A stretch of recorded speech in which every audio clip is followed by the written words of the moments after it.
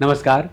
महाराष्ट्र हिंदी साहित्य अकादमी के स्टूडियो में आज हमारे साथ श्यामलता गुप्ता जी हैं और इन्हें साहित्य अकादमी की तरफ से प्रेमचंद पुरस्कार से नवाजा गया है और इस बात के लिए हम आपको बहुत बहुत बधाई देते हैं और आपका स्वागत करते हैं। धन्यवाद जी।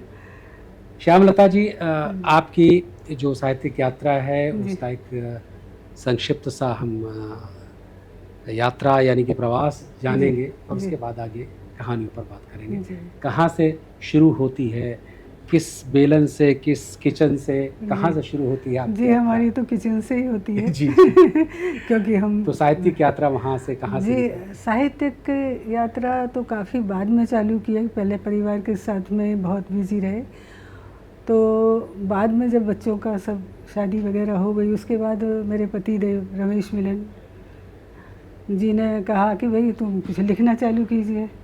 तो मैंने कहा मुझे तो कुछ नहीं आता। कहने लगे देखो करके।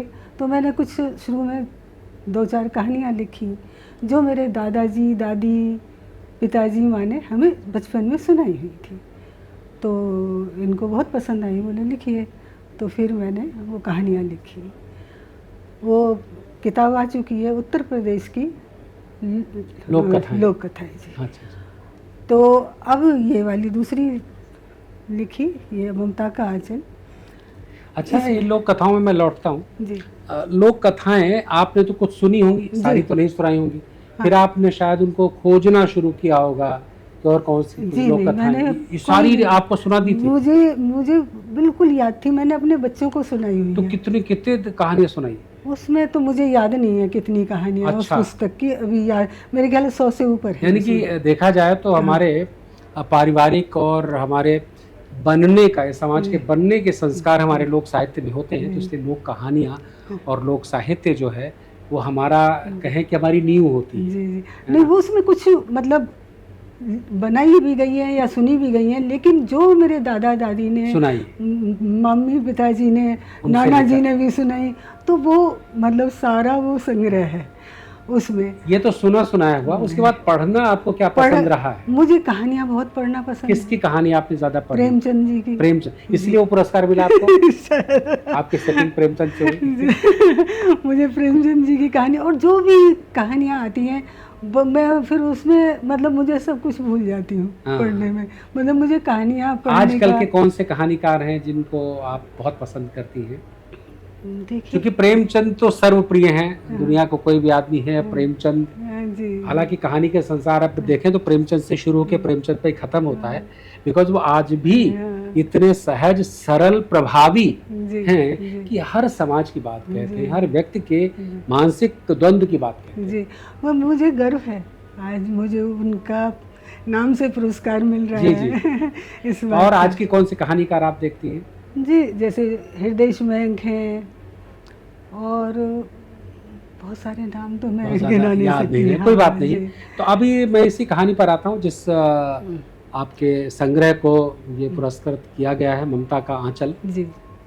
ये पुस्तक है जी श्यामलता जी की, जिससे पुरस्कृत किया गया है, प्रेमचंद पुरस्कार मिला है। सामाजिक चेतना विमर्श की कहानी जी। तो इसमें मुख्यतः किस तरह की कहानियाँ हैं? जी, इसमें मतलब एक तो हम नारियों के ऊपर है और एक आज जो नई जनरेशन आ रही है बच्चों के ऊपर, उसके ऊपर है। तो मतलब उसमें सारी शिक्षाप्रद कहानियाँ हैं। ये मैंने अपने आप लिखी है। इसमें कुछ मतलब सच्ची घटनाओं पर आधारित हैं जो हमारे आसपास जो घटती हैं वो।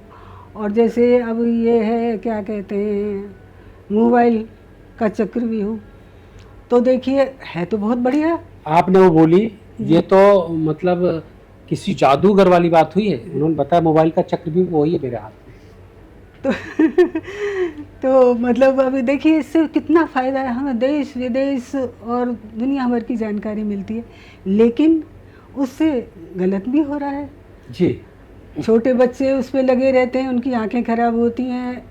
और क्या कि आज के युवा बच्चे वो देखते हैं जो रील्स वगैरह आ रही हैं, तो वो भी तो गलत है।